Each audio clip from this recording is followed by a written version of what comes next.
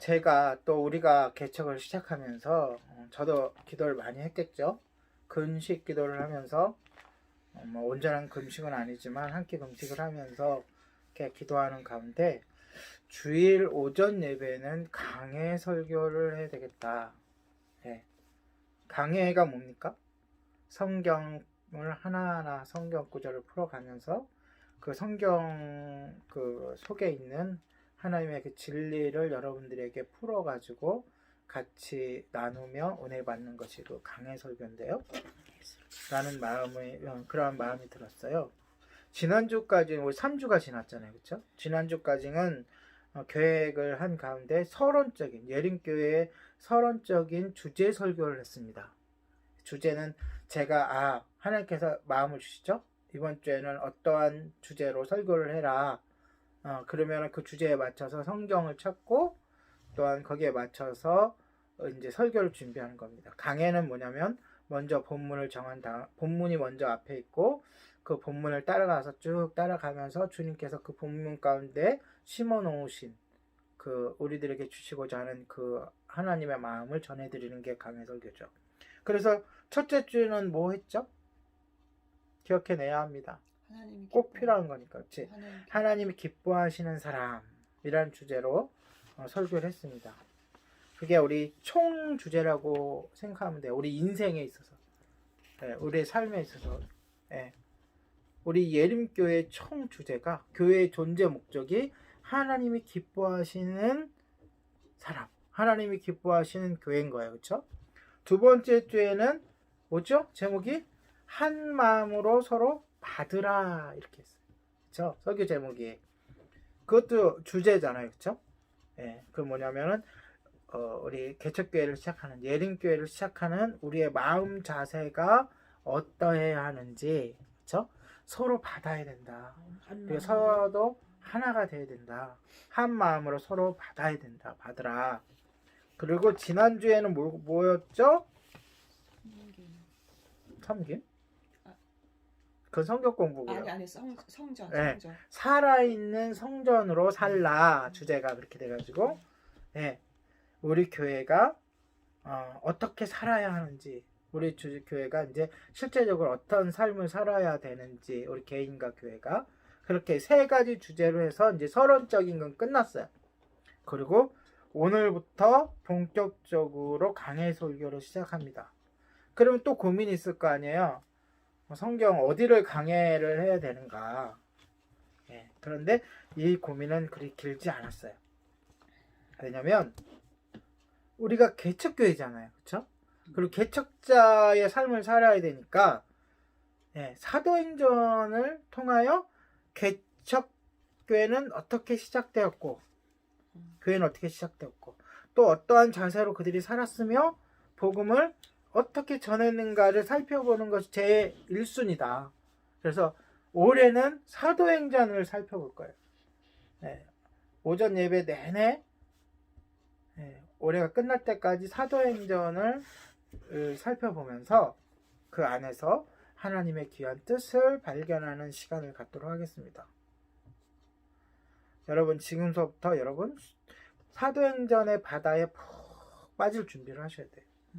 그리고 그 안에서 주님께서 숨겨놓으신 보화를 캘 준비를 하셔야 돼요. 그런 마음으로 교회에 오셔야 되고 이 시간에 앉아 있어야 됩니다. 사도행전을 통해서 면면이 흐르는 하나님의 그 구원에 대한 열정, 그것을 우리가 배우고 그 마음을 품는 귀한 시간이 됐으면 좋겠습니다. 그래서 오늘은 그 사도행전을 시작하면서 이제 서론이에요. 그러니까 서론을 알고 시작해야 사도행전이 이렇게 써져 있고 누가 썼으며 어떠한 심정과 어떠한 계획을 가지고 쓰여졌는지를 이제 쭉 우리가 살펴보면서 바탕을 깔고 봐야 될 거 아니에요? 그래서 오늘은 서론적으로 제일 먼저 뭐에 대해서 이야기해야 될까요? 사도행전을 누가 썼는지 그 사람에 대해서 먼저 알아야 될 거 아니에요, 그렇죠? 우리가 보통 책을 읽을 때에도 가장 중요한 게 제일 먼저 해야 될 게 그 많은 사람들이 그 서론을 넘어가서 본론부터 읽기 시작하는데 그러면 절대 안 돼요. 서론을 읽고 머릿말을 읽어야 돼. 그래서 그 책을 쓴 사람이 어떤 의도로 이 책을 썼는지, 그리고 그 사람이 어떠한 상황에서 썼는지를 알아야 돼요. 그래서 먼저 우리가 살펴볼 것은 이 책의 저자, 사도행전의 저자가 누구예요? 누구인가 물어보는 누가 썼냐 할 때 그 누가라는 이름이 누가예요. 이름이 누가예요. 그래서 우리가 학생들 가르칠 때 학생들이 많이 이거 헷갈려하고 웃기도 하는데, 예, 그 쓴 사람 이름이 누가예요. 이름이 누가. 그럼 전체를 다 누가가 썼다고? 예, 이것은 편지예요. 편지기 때문에 한 사람이 쓴 거예요. 기록은? 우리가 1장 1절에 함께 읽었잖아요. 그렇죠? 수신자가 있잖아요. 누구예요? 데오빌로요. 이렇게 나오잖아요. 시작부터. 1장 1절에. 그렇죠? 네, 한번 읽어볼까요? 1장 1절. 시작. 데오빌로여, 내가 먼저 쓴 글에는 무릇 예수께서 행하시며 가르치시기를 시작하시죠. 시작부터 데오빌로요 라고 시작하잖아요. 이게 사람 이름이란 말이에요. 이 사도행전을 받는, 편지를 받는 사람의 이름이라는 거예요. 그건 좀 이따 더 자세히 이야기하고. 자, 누가복음의 저자와 사도행전의 저자는 동일이에요. 여러분, 마태, 마가, 누가, 요한 복음서잖아요. 거기에 누가, 마태는 마태가 썼고요. 마가는 마가가 썼죠. 누가는 누가 썼게요? 누가가. 그렇죠.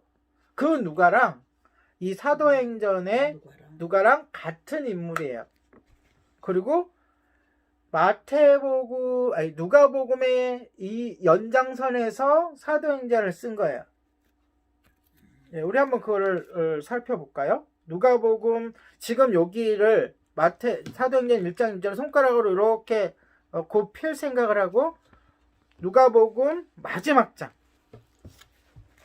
누가복음 1장 첫 장, 거기도 마찬가지예요. 편지니까. 누가복음 1장 1절을 펴보세요.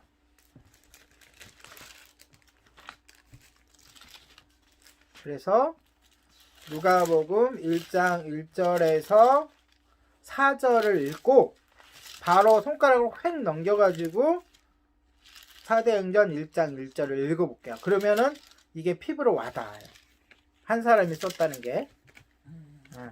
그래서 누가복음 1장 1절서부터 4절을 먼저 읽겠습니다. 그 다음에 어떻게 하라고요?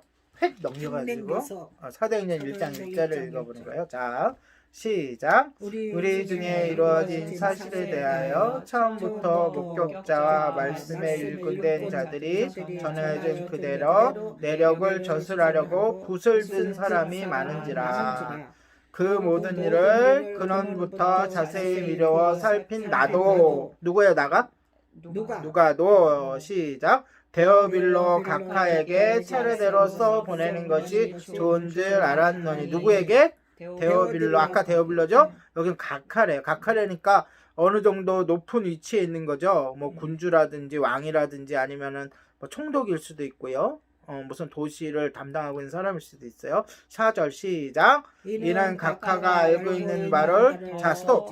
각하가 알고 있는 바, 그러니까 이미 이 사람은, 데오빌로는 예수님에 대해서 알고 있어요.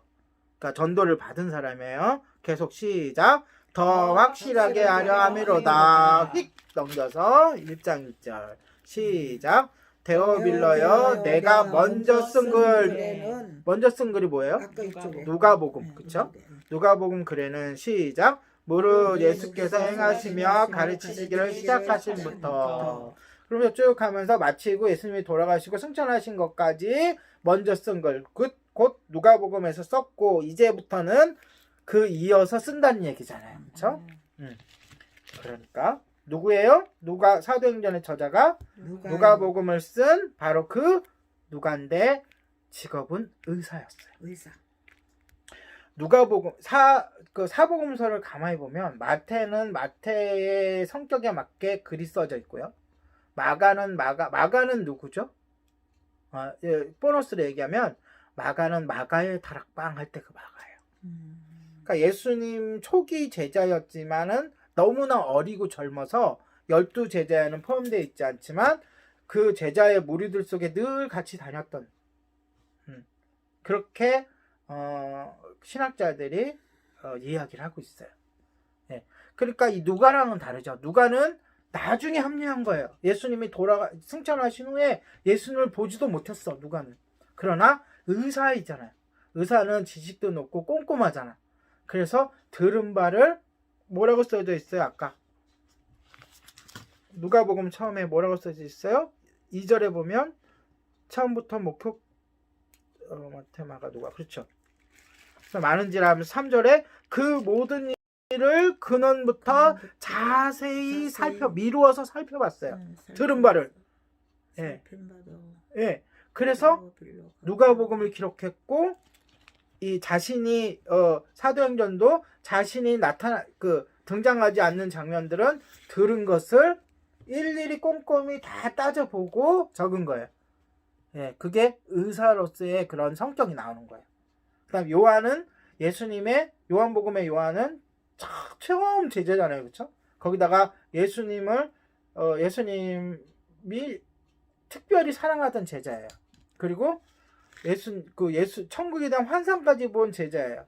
그리고 마지막에 요한계시록까지 지은 제자인데 그런 제자의 모습으로서 요한복음을 적어요.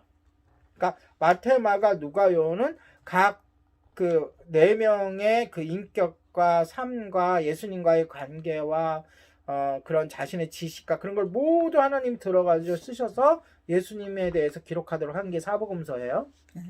이 사도행전도 마찬가지로 이 누가의 성격이 그대로 나와요. 이름도 자세하게 기록하고요.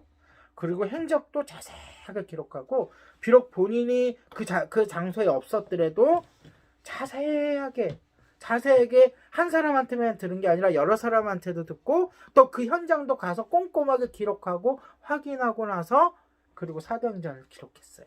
그러니까 비록 편지 한 통이지만 이 편지가 보통 편지가 아니잖아요. 예수님에 대해서 증거하는 편지잖아요. 그렇죠? 그러니까 일일이 꼼꼼히 다 살펴본 후에 비록 한 사람에게 데오빌로에게 전하는 편지같이 썼지만 데오빌로가 높은 위치에 있는 사람이라고 그랬잖아요. 그래서 데오빌로만 읽는 것이 아니라 이 편지를 두루두루 여러 사람이 읽고 또 이 교회 저 교회가 다 읽어보도록 그런 목적으로 써져 있는 게 누가복음과 사도행전이에요. 그러니까 꼼꼼히 체크를 안 할 수가 없죠. 그렇죠? 사실인지 아닌지. 자, 그러므로 사도행전은 누가복음의 후편이에요. 전편은 뭐예요? 누가복음. 후편은 뭐예요? 사도행전. 자, 그리고 금방 얘기했는데 사도행전에는 우리라는 표현이 굉장히 중요해요. 우리. 그래서 여러분들이 사도행전을 읽으면서 우리라는 표현이 나오면 동그라미를 연필로 쳐야 돼. 왜냐면 우리라는 표현이 나오는 것은 이 누가가 직접 같이 그 현장에 있었다는 뜻이에요. 그게 어디서부터 나오냐면 16장서부터 나와요. 그러니까 16장 이전에는 누가가 있었다 없었다? 없었다.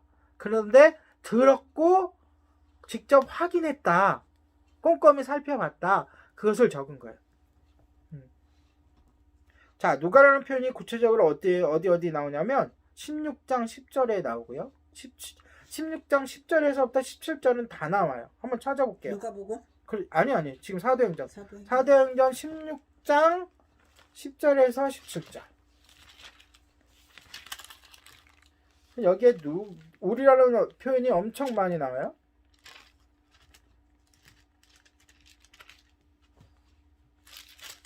찾았어요? 16장 10절. 아, 16장이라고 그랬어요? 네.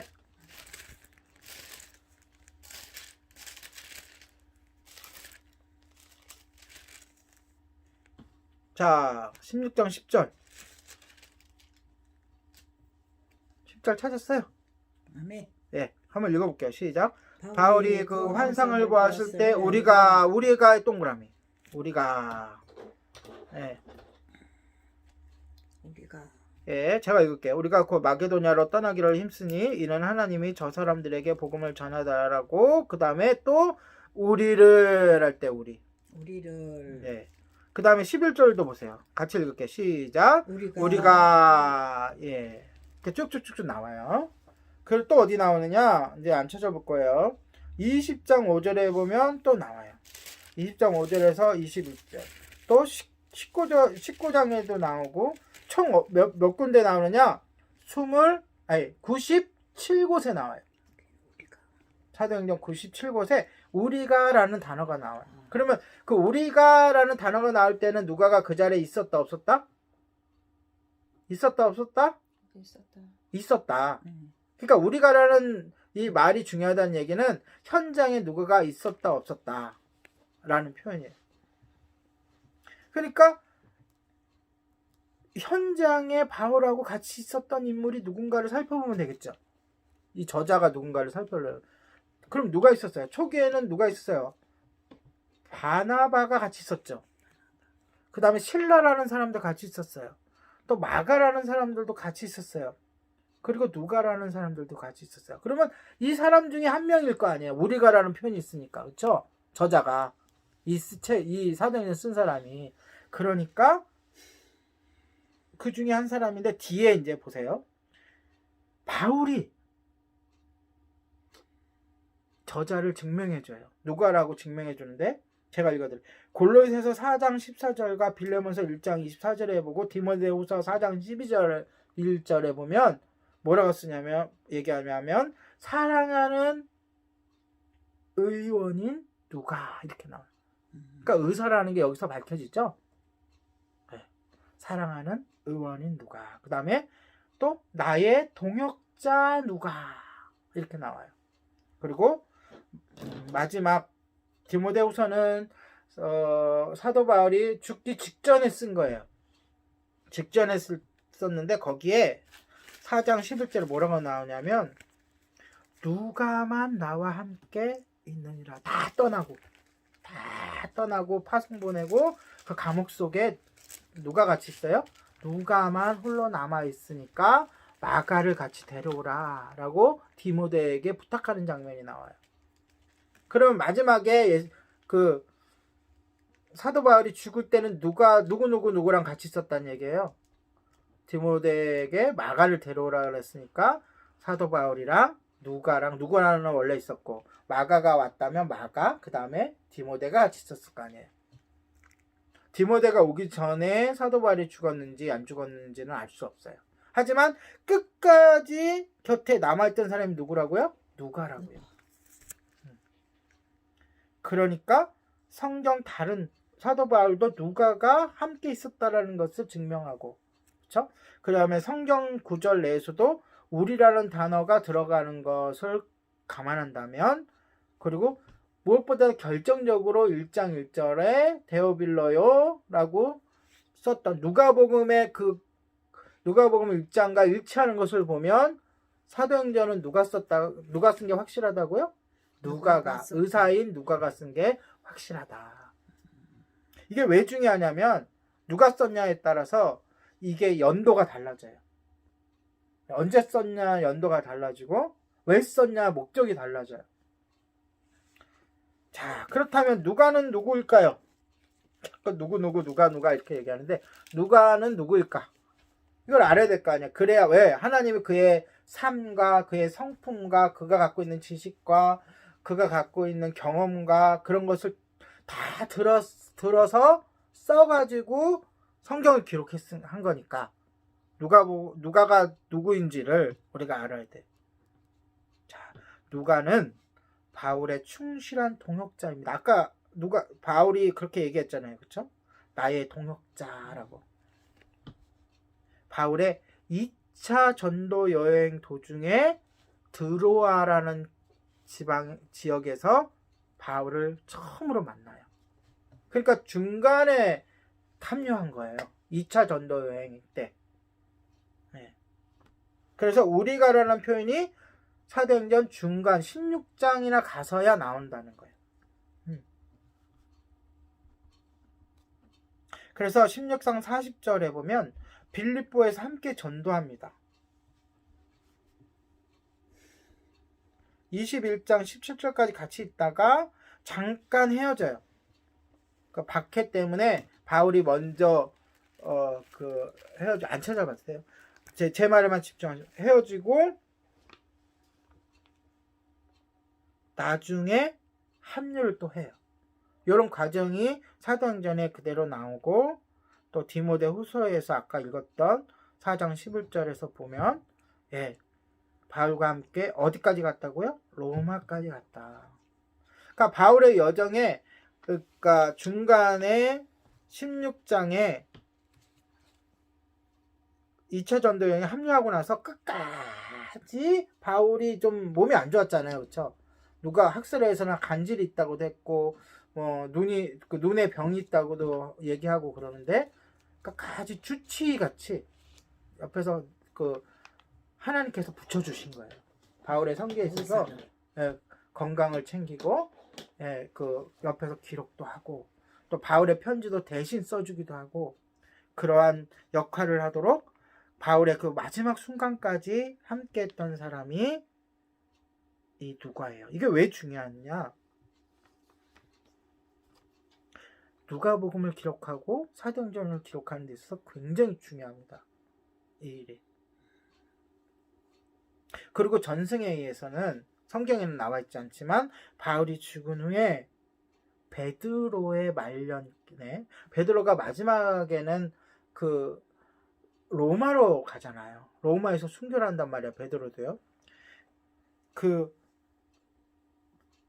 베드로의 말년에 바울이 죽은 다음에는 베드로의 주치로 마지막을 함께 했다고 전해져요. 누가가? 네.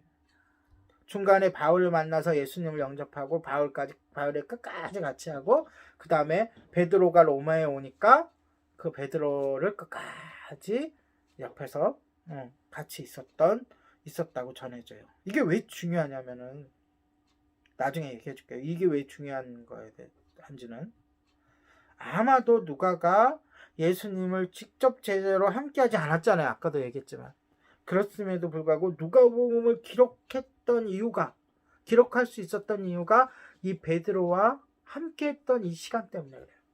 왜? 함께 했으면서 뭘 들었겠어요? 누구에 대해서? 예수님께 대해서 들었을 거 아니에요. 그러니까 베드로와 감옥에서 또는 생활하면서 같이 먹고 자고 생활하면서 예수님에 대해서 너무너무 생생하게 들은 거예요. 그리고 이 베드로에게 들었던 것을 이 베드로에게만 들었던 게 아니라 그 중간에 바울과 함께 예루살렘에 있었던 적이 있어요.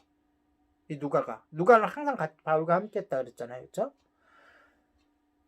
그 얘기를 예루살렘에 왔을 때 다른 제자들에게도 예수님의 얘기를 다 전해 듣고 그리고 꼼꼼히 그 지역을 찾아보고 아까 그 3절에 누가복음 3절에 나오잖아요.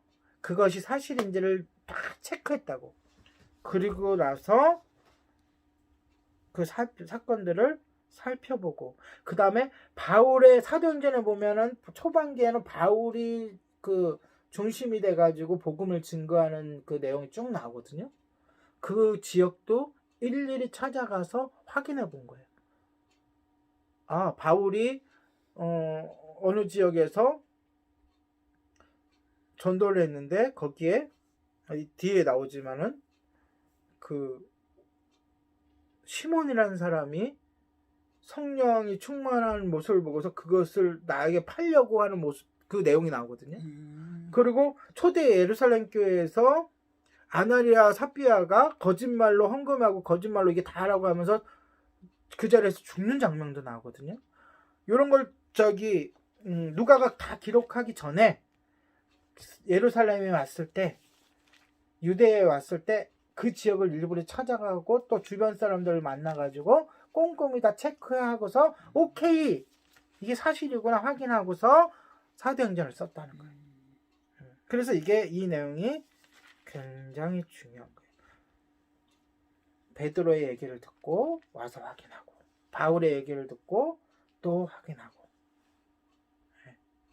그 다음에 초대교회 성령이 오순절날 임했던 얘기도 듣고 또 여러 제자들을 만나가지고 그 장소에 있던 사람들을 만나가지고 꼼꼼히 따져보고 그 상황을 확인하고 듣고 그래서 자세하게 그 내용도 좋고 그다음 베드로의 그 초기 설교 3,000명 5,000명이 회개하고 전도될 때 그 장면도 일일이 꼼꼼하게 확인하고 나서 사도행전을 기록하고 그랬다는 겁니다.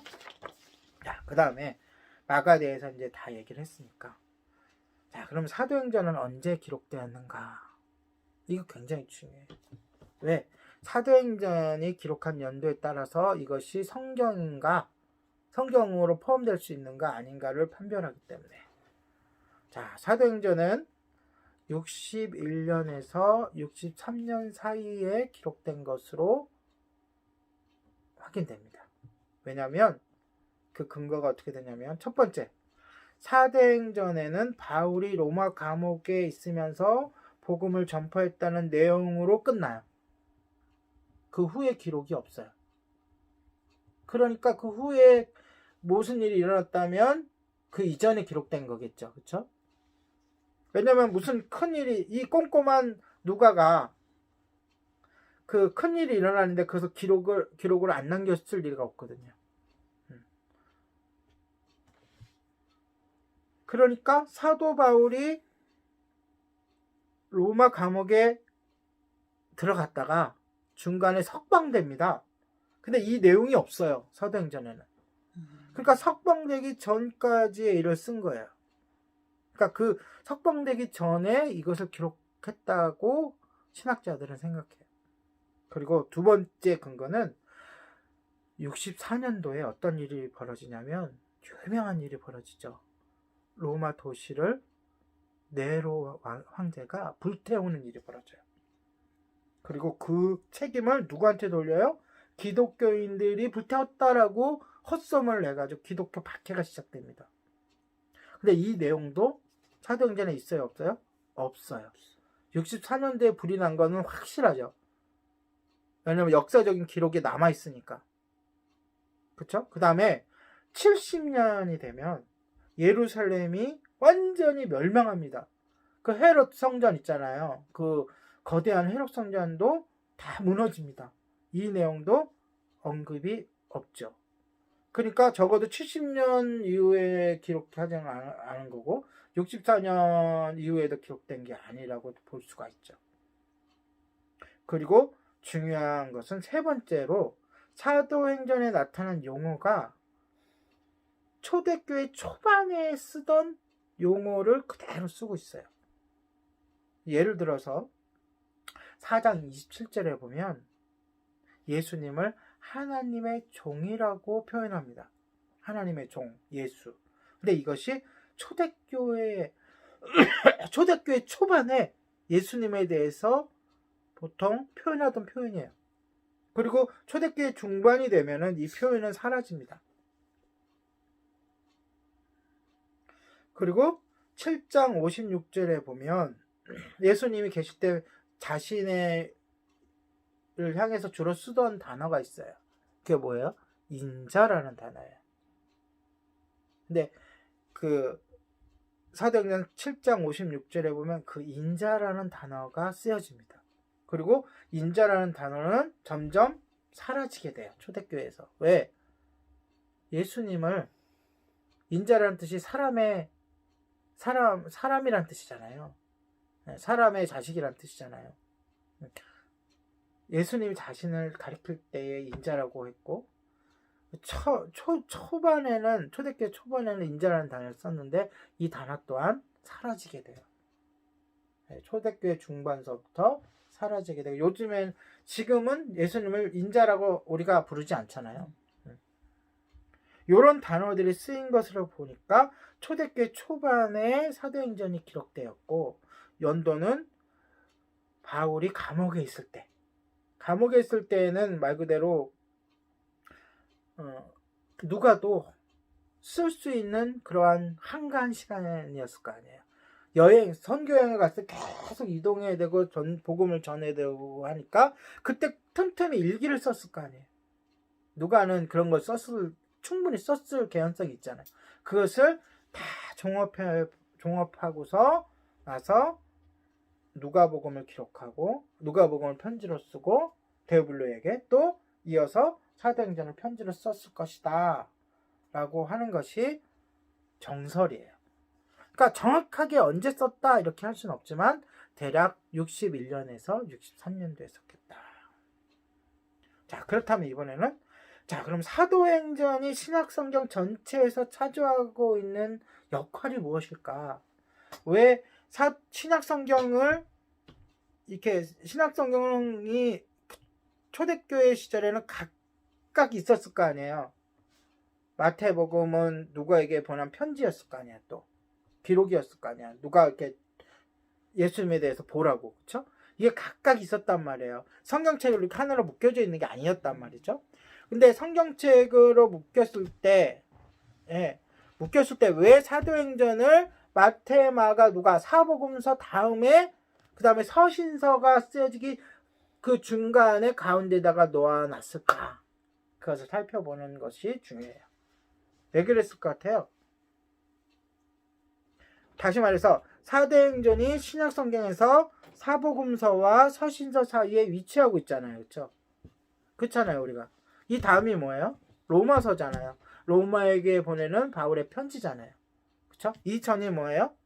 요한복음이잖아요. 그렇죠? 사복음서의 마지막. 왜 그렇게 위치를 해놨을까? 왜 그랬을 것 같아요? 본서가 그러니까 복음서와 서신서들을 연결해주는 다리 역할을 하기 때문에 그래요. 그렇기 때문에 사복음서를 읽고 예수님을 영접한 사람은 처음 영접하면 성경을 읽을 때 사복음서를 읽고 그 다음에 사도행전을 읽고 그 다음에 서신서들을 읽고 그 다음에 마지막으로 사도행전을 읽어라 라고 하는 이것을 종합해서 이렇게 정경으로 66권으로 만든 그 공의회 큰 회의가 있었잖아요. 그 회의의 의도예요. 그래서 우리가 이것을 따라서 읽는 것도 굉장히 중요해요. 이것을 한번 쭉 따라 읽고 예수님을 처음 믿으면 성경을 읽을 때 쭉 따라 읽고 그 다음서부터는 자유롭게 읽는 거예요. 네, 그렇게 우리가 새로운 신자들을 그렇게 읽도록 이렇게 유도할 필요도 있어요. 다시 말해서 사도행전은 사도들의 모든 사역이라는 건 뭐예요? 바로 예수님을 증거하는 사역이잖아요. 모든 사역이 예수 그리스도의 완성된 구속 사역을 땅끝까지 전하는 거잖아요. 그것이 사역이에요. 그것을 보여주는 거예요. 사도행전 내용 자체가 그거잖아요. 복음 전하는 거잖아요. 복음 전파하는 거잖아요. 온 세상 땅끝까지. 동시에 사도행전은 사도들이 전하는 그 교리가 그 가르침이 다른 곳에서 나온 것이 아니라 예수 그리스도의 가르침에 뿌리를 두고 있다는 것을 증명하는 거예요. 그러니까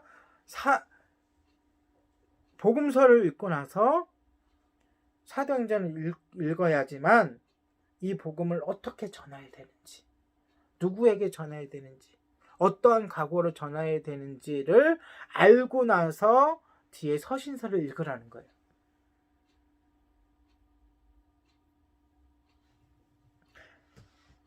그리고 복음이 예루살렘에서 로마에까지 전파되는 것은 인간의 업적이나 사도들의 그런 열심인 노력에 의한 것이 아니라 그것을 뛰어넘어서 하나님이 사도들을 통해서 또한 복음 전파자들을 통해서 선교 활동을 주도하셨다는 거예요.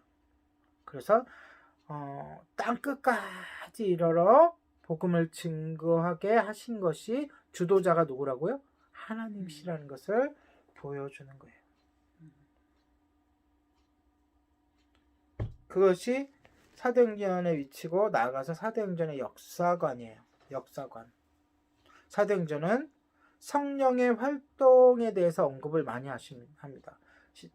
초대교회 시작이 어떻게 돼요? 마가의 다락방에서 기도할 때 성령이 충만히 임하는 것으로 시작되죠.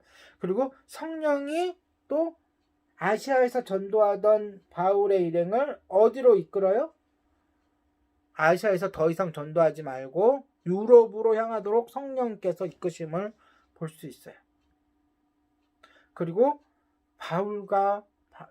바울의 일행들이 마지막에 복음을 전할 때에 성령의 이끄심에 따라서 성령의 능력이 곳곳에서 나타나는 것을 보여주고요.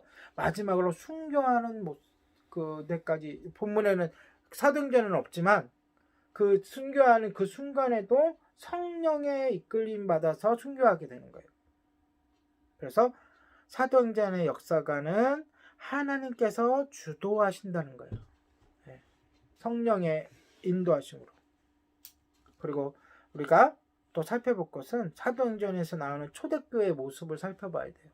우리가 이제 앞으로 읽으면서 그 모습을 쭉 살펴볼 거예요.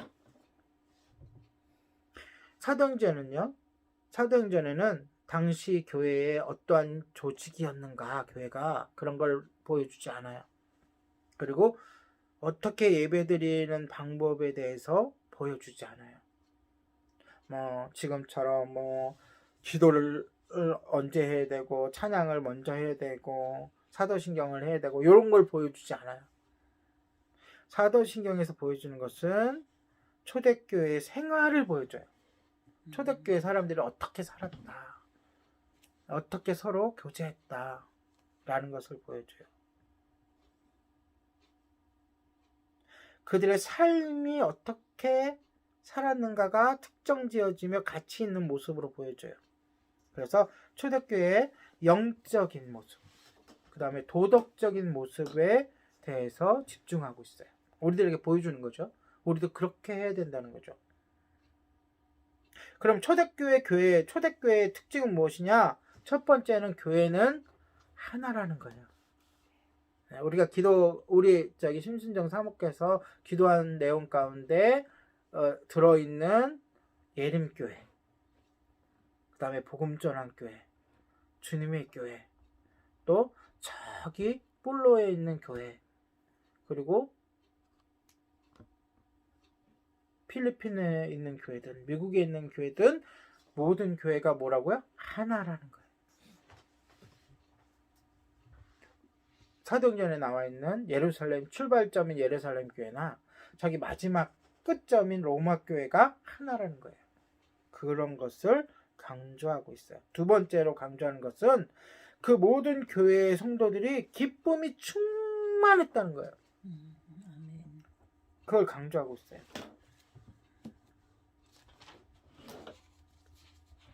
초대교회의 교인들은 한 성령으로 세례를 받았다는 것, 그 다음에 예수님을 또 동일하게 주님으로 고백했다는 것, 그 다음에 성찬을 통해서 지금은 성찬이라는 게 제도화돼서 이렇게 정해진 대로 하지만 그때는 매번 모일 때마다 성찬을 통해서 그리스도의 식탁에 함께 모여서 나누는 모습을 사도행전은 보여주고 있어요.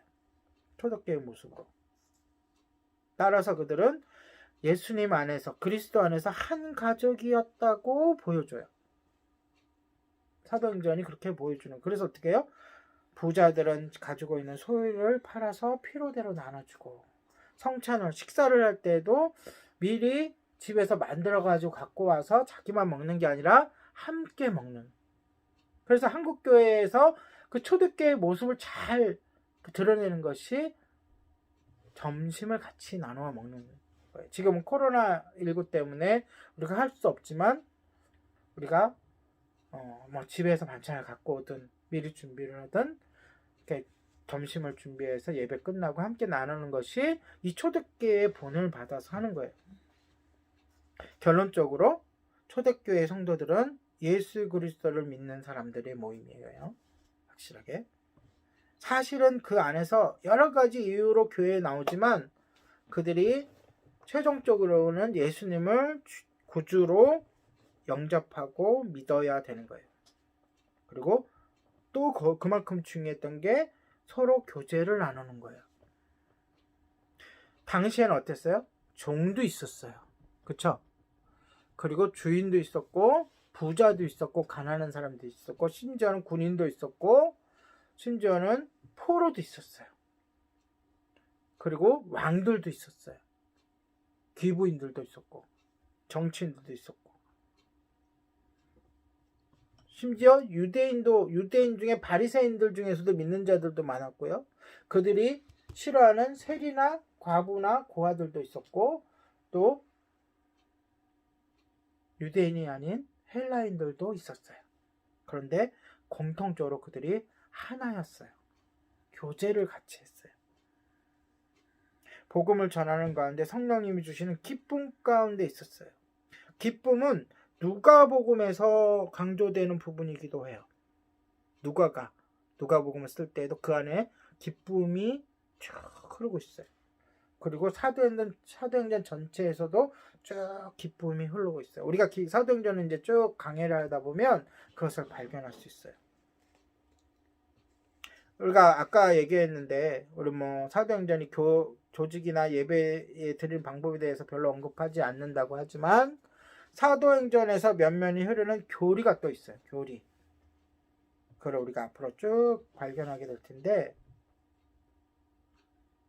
물론 사도행전은 많은 사건들이 나와요. 그리고 선교 활동에 대해서 집중하고 있어요. 사도행전은.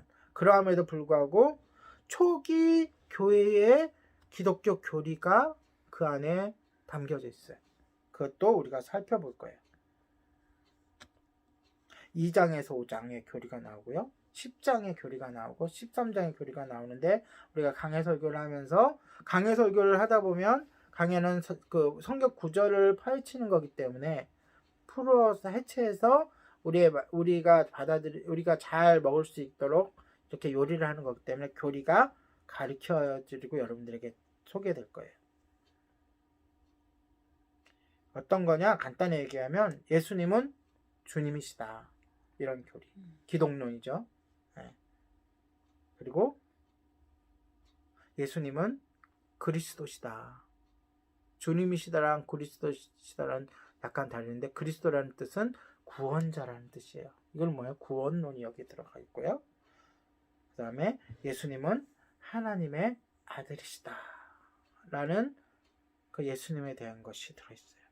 그리고 예수님은 생명의 주님이시다. 생명을 주시는 분이시다. 그리고 죄가 없는 완전한 의인이시다 라고 하는 예수님에 대한 기독론에 대한 아주 기초적인 기본적인 초기의 교리가 여기에 담겨져 있어요. 그렇게 아시면 되겠고요. 자, 우리 좀 더 어렵게 사도행전을 살펴보도록 하겠습니다. 이제 사도행전의 구성이에요. 사도행전은 어떻게 구성이 되어 있냐? 편지글이잖아요. 어떻게 편지를 구성해 놨느냐? 사도행전은 전체적으로 교회의 탄생에 대해서, 시작에 대해서 적힌 글이고요. 그리고 교회의 확장에 대해서 소개하고 있는 글이에요. 교회가 어떻게 확장되고, 아까 교회가 하나라 그랬잖아요. 예, 하나님의 나라잖아요, 교회가. 그렇죠? 하나님의 나라가 어떻게 확장되는 것이냐를 보여주는 것인데, 첫 번째로는 사도행전의 중심 인물이 나와요. 누구일까요? 아까도 얘기했는데, 누가에 대해서 얘기하면서 두 인물이 나와요. 별로 이거 데오빌라?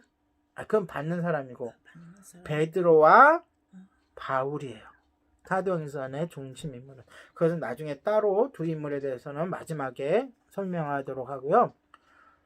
두 번째로는 사도행전의 주요 주제와 사건에 대해서 나오는데, 주제는 첫 번째는 성령의 역할, 성령에 대해서 아까 나온다고 그랬죠.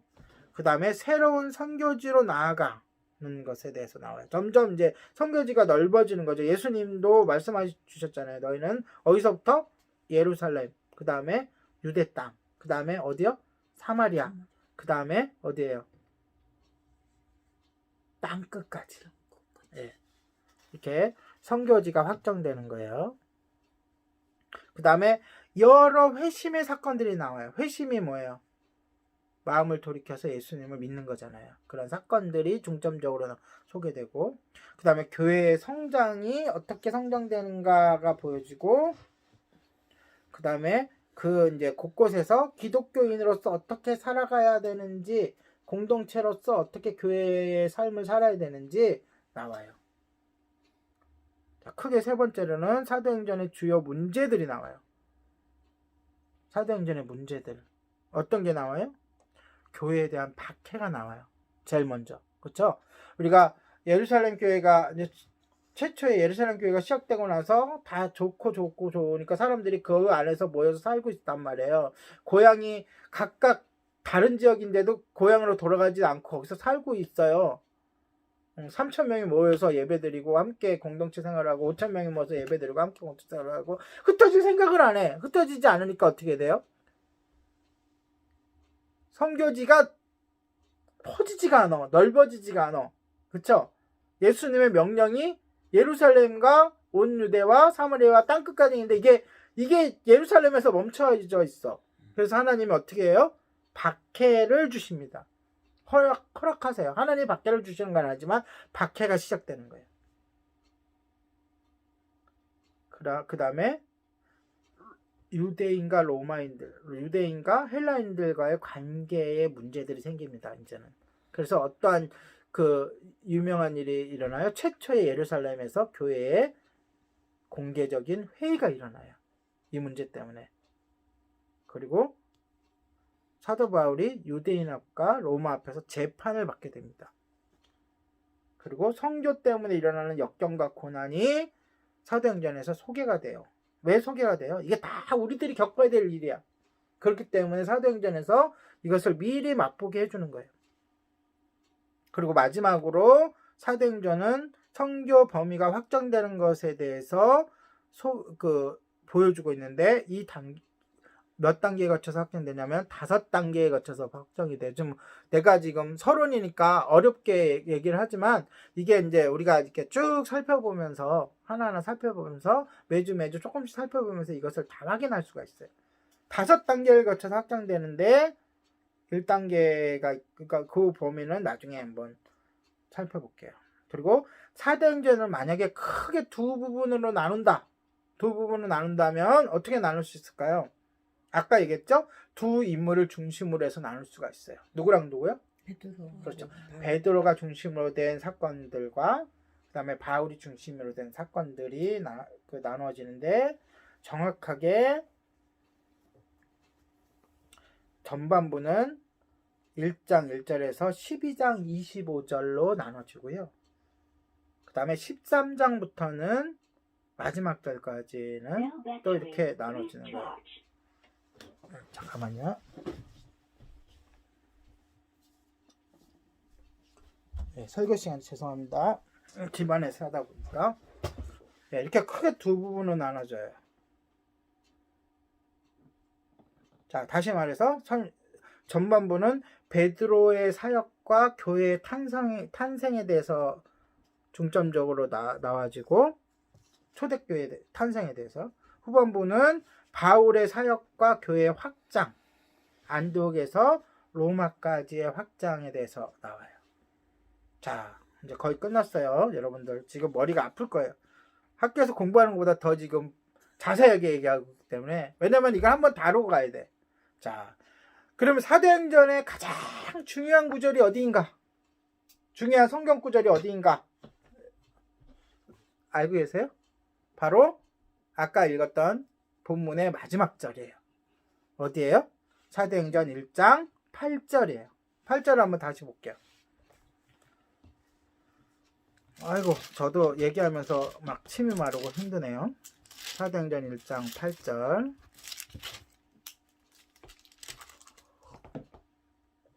같이 한번 읽어보겠습니다. 8절 시작. 오직 성령이 너희에게 임하시면 너희가 권능을 받고 예루살렘과 온 유대와 사마리아와 땅끝까지 이르러 내 증인이 되리라 하시니라. 아멘.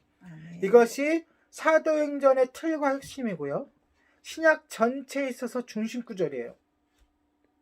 그러니까 사도행전은 이 예수님의 이 마지막 명령을 어떻게 지켜나가고 어떻게 우리가 해 나가는가를 쭉 보여주는 거고요. 뒤에 나오는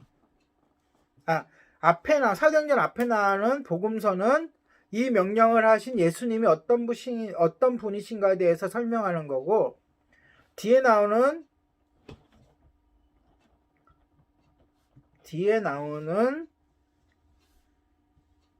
서신서들은 이것이 어떻게 적용되어지고 있는가를 설명하는 거고, 마지막에 나오는 요한계시록은 말 그대로 이 예수님의 명령이 1장 8절이 어떻게 이루어졌는가, 어떻게 이루어지고 있고 어떻게 이루어지는가를 얘기하는 거예요.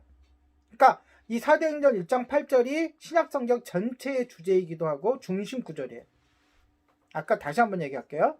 자, 앞에 나오는 사도행전 앞에 나오는 사복음서는 이렇게 명령하시는 예수님이 누구신가에 대해서 얘기하는 거고, 사도행전은 이것이 어떻게 제자들로 인해서 이루어져 나가고 있는가, 교회가 이 말씀을 중심으로 교회가 어떻게 생겨나고 어떻게 이 교회가 퍼져나가는가, 그 다음에 마지막에 사도행전은 어떻게 이 명령이 이루어질 것인가에 대한 예언이에요. 동심 구절이에요. 핵심 구절이에요.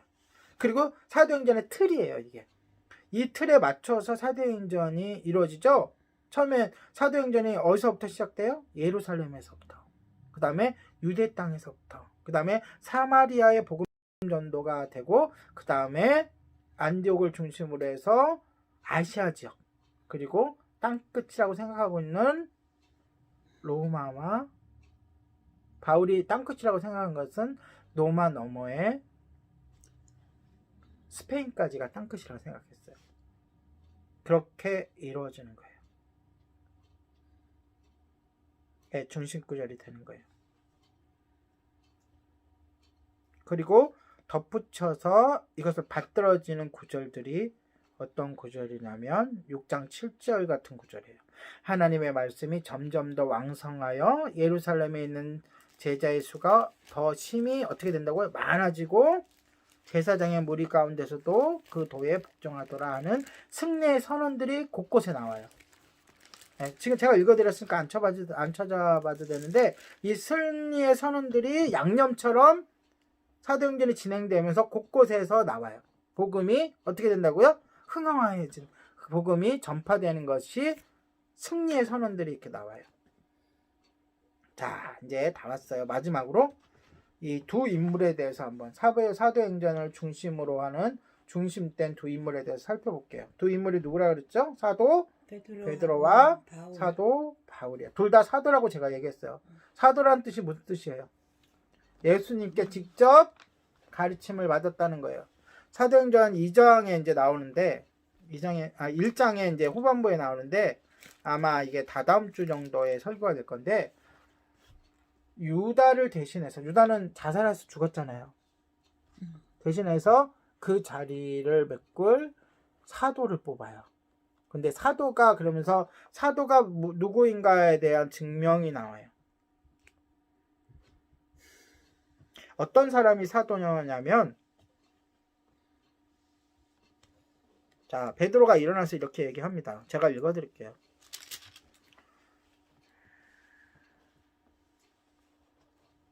자, 22절에 이렇게 나와요. 항상 우리와 함께하던 사람 중에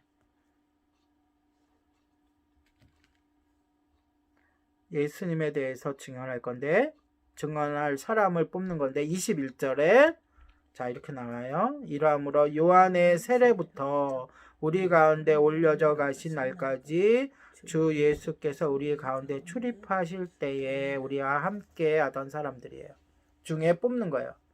자, 베드로는 얼추 이 자격이 있죠. 그래서 사도잖아요. 그렇죠? 예수님과 함께 하던 사람이잖아요. 그런데 바울은 어떤 사람? 예수님이 함께 하던 사람이에요? 그러나 사도행전의 중심 인물로 누가가 뽑은 이유가 있어요. 바울은 비록 베드로처럼 예수님과 예수님의 공생애를 함께 하던 사람이 아니지만, 다마석 도상에서 예수님과 만나서 예수님이 직접 소명을 주셨죠. 그리고 베드로처럼 같은 역사가 일어나요. 사도행전에는. 그래서 사도라고 강조하는 거예요. 일부러 누가가 바울을 베드로와 같은 위치에 놓고 베드로를 소개하고 그의 사역을 자세하게 소개하는 거예요.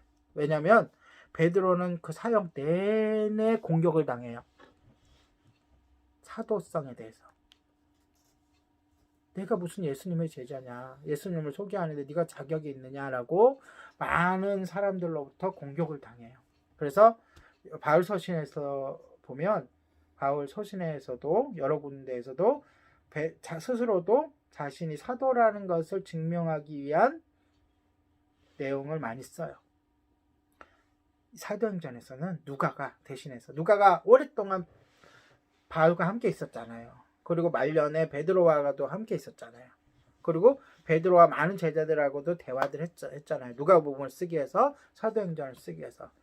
그래서 일부러 의도적으로 사도 바울을 부각시켜요.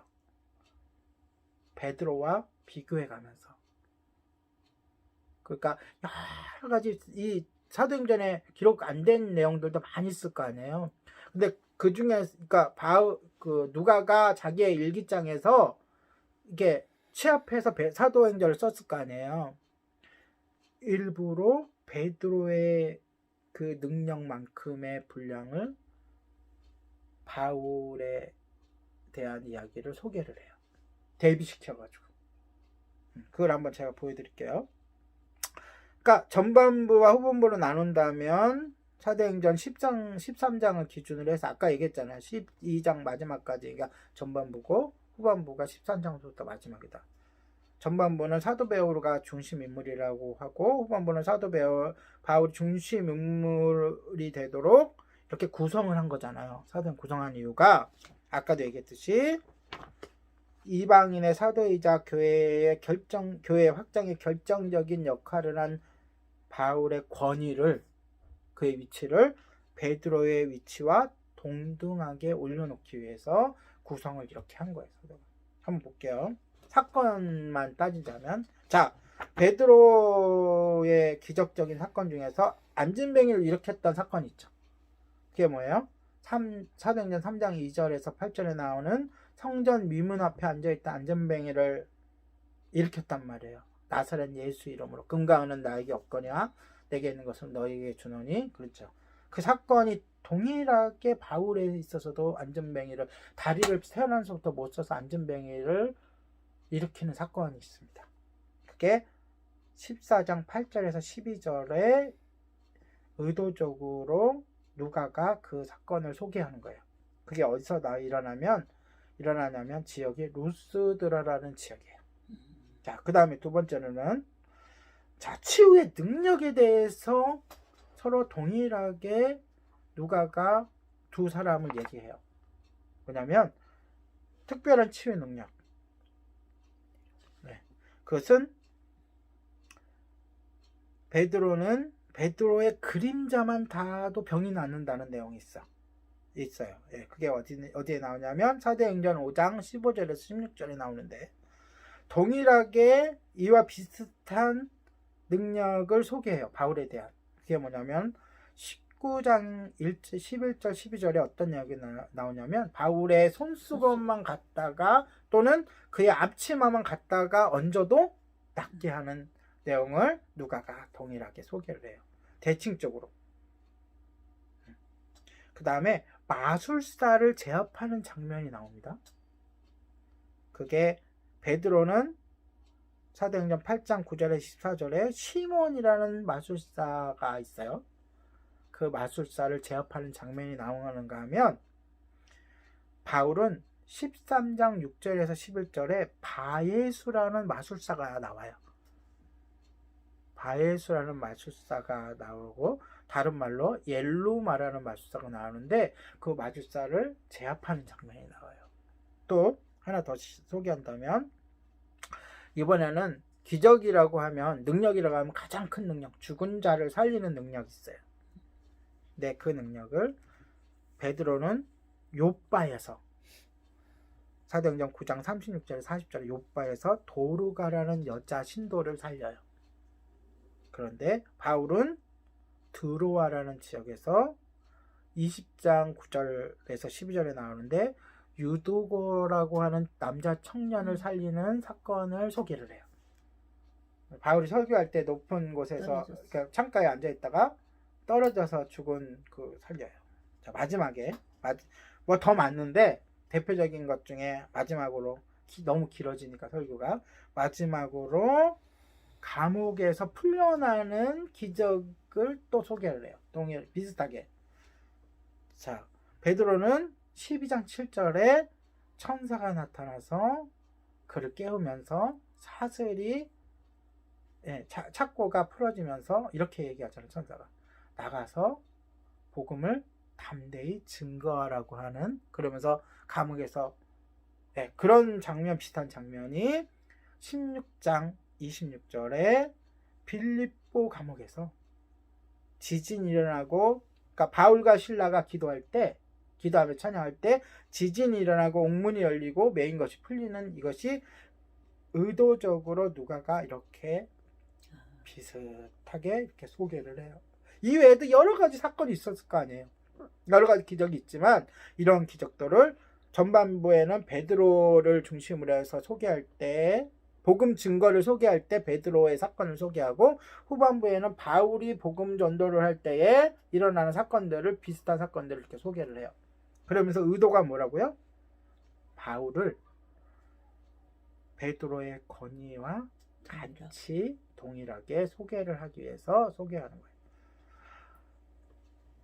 베드로는요, 지금도 로마 카톨릭은 교황으로 생각할 정도로 그 권위를 얘기를 해요. 그런데 그 당시에는 바울은 이 권위에 있어서는 굉장한 공격을 받았어요. 그러나 누가는 하나님이 동일하게 예수님의 제자로서, 사도로서 세운 사람이라고 소개하는 거예요.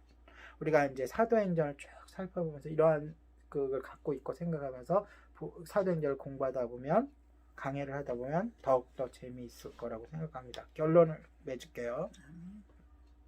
사도행전은요, 저는 설교에 결론을 내리지만 사도행전은 결론을 내리지 않고 끝나요. 사도행전은 열려있는 복음이라 그래. 그래서요, 결론을 맺지 않은 상태에서 급격하게 끝나는 특징이 있잖아요. 그래서 그 특징 때문에 우리가 이 저자를 얘기할 때도, 누가가 저자 연도를 얘기할 때도 이 특징 때문에 연도를 32년에서 39 사이라고 얘기했잖아요. 바울이 2년 동안 로마 감옥에 갇힌 채 황제에게 재판을 받기를 기다리는 모습이 마지막으로 끝나요. 그는 신학적으로, 또한 신앙적으로 굉장한 의미가 있어요. 하나님의 의도예요. 이거는 뭐냐면, 신학적인 의미로 당시 초대교회에서 시작한 세계의 복음을 증거하는 이 일이 지금도 계속되어져야 된다는 거예요. 이어져 있다는 거예요. 우리의 지금의 교회와 이어져 있다는 거예요. 지금의 교회가 완성해야 한다는 거예요. 복음 전파가 땅끝까지 이르러서 복음을 증거하는 예수님의 그 명령 있잖아요. 핵심 구절이라고 했던 사도행전 1장 8절에 그것이 지금 우리가 완성해야 된다는 거예요. 사도 바울도 그 일을 위해서 열심히 복음을 증거하다가 완성하지 못하고 끝맺었다는 거예요. 다르게 표현하자면 성령의 역사는 계속 진행되고 있다는 거예요. 성령님이 지금도 우리들에게 능력을 주시고 기적을 베풀어 주시고 우리들에게 여러 가지 은사를 주시고 있는데, 그 이유가 뭐 때문이라고요? 땅끝까지 이르러 복음을 증인이 되라는, 복음을 증거하라는 예수님의 명령을 이루게 하기 위해서 지금도 역사하신다는 거예요.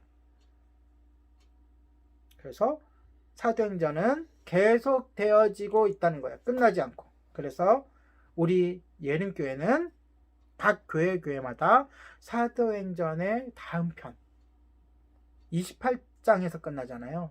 29장, 30장, 40장, 성경이라는 의미가 아니라 그 사역을, 예수님의 그 명령을 계속해서 써내려가야 된다는 거예요. 계속해서 우리가 이루어간다는 것으로 사도행전이 그렇게 점점점으로 끝나고 있다는 것을 우리가 유념하면서, 우리가 앞으로 이 사도행전을 계속해서 올 한 해는 강해 설교로 함께 은혜 받으시고, 우리가 은혜만 받으면 안 되잖아요. 그래서 교훈을 얻고 하나님의 명령을 잘 우리가 받아서 그대로 살기를 예수님의 이름으로 축원합니다.